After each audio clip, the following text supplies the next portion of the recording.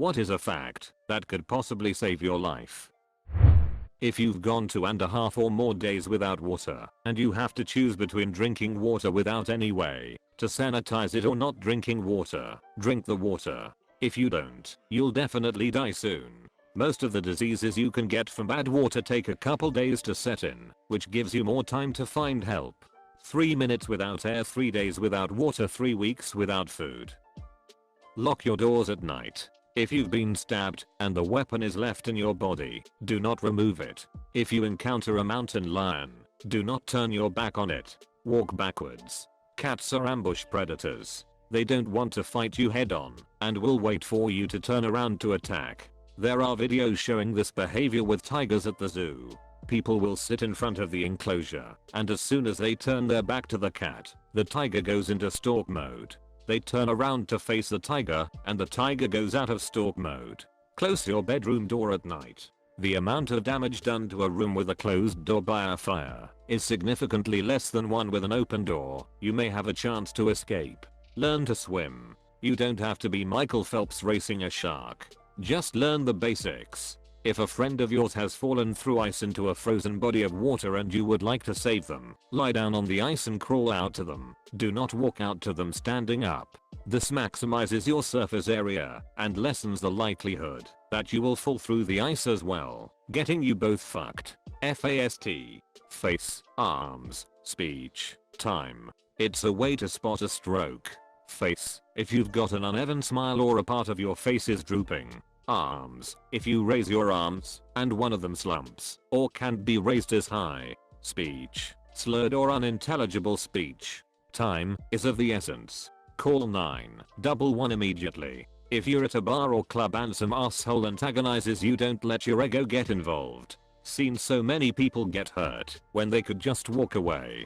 Funny thing is, most people think fighting back will defend their pride, but to me and a lot of other people, you just look insecure. Be the cool guy who just laughs it off. Yours sincerely, former bartender. Not really a fact, but someone once told me this: if you wouldn't dare to put your dick in there, don't put your finger in there neither.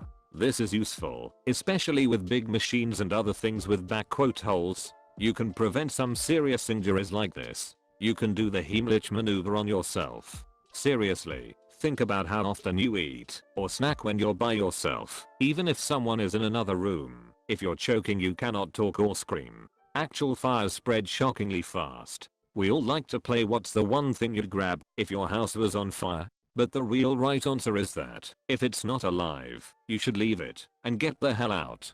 People tend to imagine a fire burning on the floor in a corner somewhere, but the reality is often that it's running across the ceiling and circling around the walls.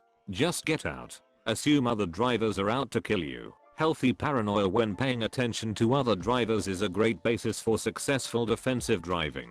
If someone is holding you at gunpoint, make eye contact. Say you don't have to do this. Humanize this person, as they will have feelings and be vulnerable. Use that to your advantage. Eye contact will form a connection. They will be less likely to kill you. Learned this one about bear encounters back in middle school, although I'm not sure how accurate it is. If it's brown, lay down. If it's black, fight back. If it's white, good night. It's pretty accurate from what I've read. Explanation for others. Brown, grizzly bears are an absolute unit, and you won't win a fight with one, so your best bet is to play dead. Black bears generally don't want to fight and are timid. If you come across one, make yourself big and make lots of noise and you should scare it off. They are not too big too, so you should be able to defend yourself. White, polar bears are known to hunt humans and are the largest of all bears. If one's coming after you, you're fucked unless you have a gun. If someone is trying to abduct you and fighting back or yelling for help doesn't work, then pretend to faint or vomit on them. If those tactics don't work, then take the chance of getting stabbed or shot to escape. Once you get in the vehicle with an abductor, your odds of surviving are less than if injured in public. If you ever come into contact with a gorilla, especially a male, stay low and quiet and no sudden moves. Don't look them in the eyes either. They take loud noises and movement as a challenge, and they'll crush you like a soda can. Don't be too proud to ask for help. Life has this odd habit of throwing us curveballs every now and then. It can be difficult to overcome it on your own. So don't be alone. Open up. Confide in people you trust. Seek professional help. And be patient. It takes time. Just don't keep it all in you and fight it alone. That's a recipe for real damage to your mental health and happiness. If you happen to someday find yourself on a sinking boat and it goes underwater and you're somehow able to get free, beware. Once the air neutralizes, if you're far down enough, water pressure will kill you and collapse your lungs. To avoid this, scream all the way to the top. No joke. While you swim up, scream. It'll keep the pressure from killing you. If your hair on your arm or on your head is standing up on one end during a thunderstorm, lightning is about to strike you. If there is not a building or a car nearby, crouch down immediately. This forces lightning to find the next shortest distance possible it can strike, since lightning strikes the tallest thing in its area. Chips can be used as a fire starter. I imagine pretty much any snack food that is starch-based would work.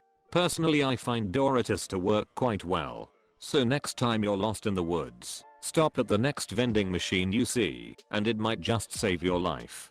If your car is submerged in water, you won't be able to open the door against the weight of the water on the outside pushing it closed. If the car is completely filled with water though, the pressure on either side is equal and the door can be opened. That's the worst case scenario, though, and that should be the last thing you try. The first thing to try to do is roll up or smash the windows and jump out. You have less than a minute to do this. Do not waste any precious time calling 911 until you get the hell out of that car. If you're ever in an active shooter scenario, remember this acronym. A. Avoid. D. Deny. D. Defend. Avoid. This is the most obvious one. Just avoid the shooter if you can. Call 911 if it's safe to do so, and run like hell out of where the shooter is. Deny. If you can't escape from the threat, go into a room where you can hide from the threat. Make a barrier. If the door doesn't have a lock, turn off the lights and grab something that you can defend yourself with. Defend. When you can't avoid or deny, fight back and defend yourself. In an emergency situation, if you need help for yourself or someone else, don't just yell help or call 911. Use specifics. Instead say something like you in the blue shirt, help. Unless called out personally, people have a tendency to walk on by, assuming someone else will help. Using a personal detail gets them involved. If you ever find yourself caught in a riptide, swim parallel to the shoreline until you get out of the riptide. Swimming directly back to the shore while caught in one won't get you anywhere, and it'll only exhaust you, making it extremely dangerous to do so. If you have the telltale signs of a heart attack and live alone/aren't around anybody, cough vigorously. It will help keep you conscious, hopefully long enough to call 911. The AHA doesn't endorse it, but if you're about to go unconscious it won't hurt to do it. You don't have to wait 24 hours to report a missing person like most people think. This may not save your life directly as other things in this thread, but if more people realized that you didn't have to wait, it could save many lives, because the faster a missing person report is filed, the better chance they will be found. Get proper sleep. You need it in life. Do your best to get more or less the hours you need every night. A bad night will not kill you. However, over a longer period, lack of sleep may cause a series of conditions: heart failure, blood pressure problems, early Alzheimer's, etc. Perhaps kill you in traffic due to you being stressed/not focused, or will make you less able to deal with problems in relationships, and might lead to depression. You will likely make very bad decisions that could damage you, and possibly the people around you for years to come. In a crisis situation, people run for the door they came in from. When the shooter walks into the restaurant, run for the kitchen. There's always an exit through the kitchen, and very few people will think to run there.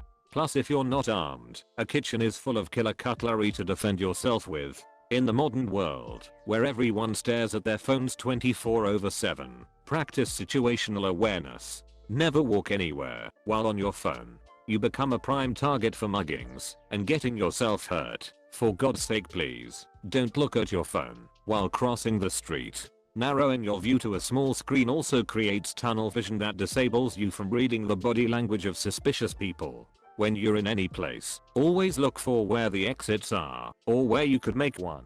Consider your surroundings and always have some sort of ready-to-go makeshift weapon on your person. Situational awareness is a huge problem for crime and even school shootings, where people not paying attention cold saved lives if they actually paid attention in their day-to-day activities. A sad but too real example is Columbine High School, where the students killed in the library cold have escaped if they actually went through the alternative exits. This is not paranoia, it is you actually paying attention to your surroundings and the people around you.